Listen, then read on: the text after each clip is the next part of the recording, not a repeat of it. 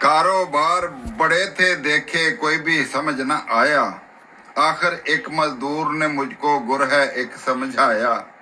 मस्जिद या मदरसा या दरबार बना लो अपना, दुनिया में एक सुच्चा कारोबार बना लो अपना। आधे घर में मार के कंध एक कब्र बनाई मैंने, इसमें अपने पीर की एक चादर दफनाई मैंने। नाम रखा है आला हजरत चादर शाह सरकारा, सारा दिन हो चादर पोशी आए मुरीद हजारा।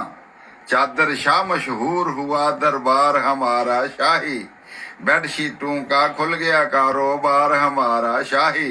ना कोई बिजली ना कोई गैस के बिल से हम घबराएं, तेल के लोग चिराग जलाएं गल्ले भर भर जाएं। तेल के लोग चिराग जलाएं गल्ले भर भर जाएं।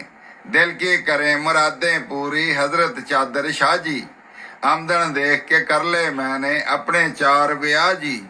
16 बच्चे सारे ही पीर हैं फैले आल दवाले, आगे फेर खलीफा बन गए मेरे 5 ही साले।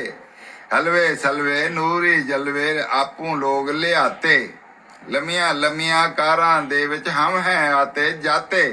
जोड़े झंडे लेकर आए शाले नई नवेली, उर्स के मेले में ले आए आशिक साथ सुहेली।